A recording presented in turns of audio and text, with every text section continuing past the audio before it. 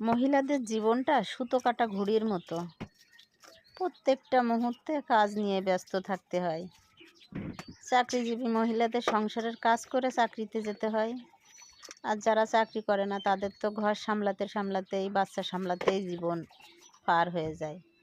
মহিলারা 2 দিনের জন্য বেড়াতে যায়, তারপরেও তাদের বাপের বাড়ি যাই হোক বা অন্য কোথাও যায়, সেখানে হয়তো বা কাজ করে খেতে হয়। আর রান্নাটা তো সারা জীবনের সঙ্গী। আপনি যতই অসুস্থ থাকেন বা সুস্থ থাকেন, রান্নাটা আপনাকে করে খেতেই হবে।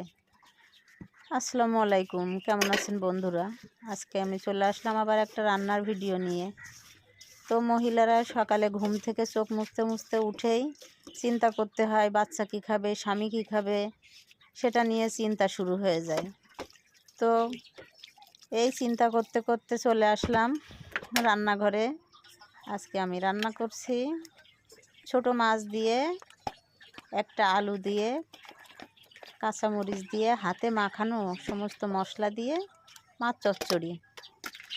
আর এপাশে গরু মাংস। আমি সব কিছু কাটা মশলা দিয়েই মাংসটা রান্না করছি। এই কাটা মশলা দিয়ে রান্না করলে বলে বেশি মজা হয়।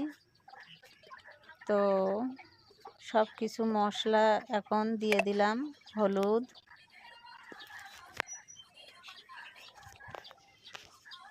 জিরে গুঁড়ো, ধনে গুঁড়ো, গরম মশলা গুঁড়ো,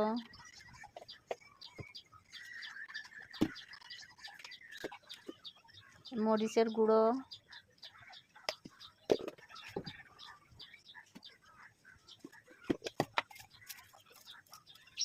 এটা আছে তেজপাতা। এটা খাওয়া যায় না স্বাদ হওয়ার জন্য, তারপরেও আমরা এটা ব্যবহার করি।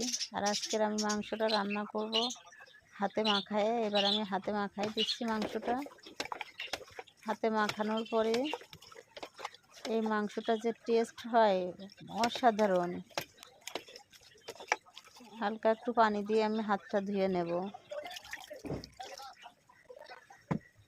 অল্প একটু কষানোর পরে, আর এই পাশে আমার মাছটা প্রায় হয়ে গেছে। দেখেন, এতে আমি জলপাই দিয়েছি, অসাধারণ টেস্ট হয়। আমি এখন এই যে আলু দিয়ে দিলাম, চুই ঝাল, রসুন দিয়ে একটু কষাই নিলাম।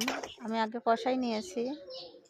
আমার রান্নাটা শেষ, এখন পরিবেশনের পালা। দেখেন কত সুন্দর কালার এসেছে।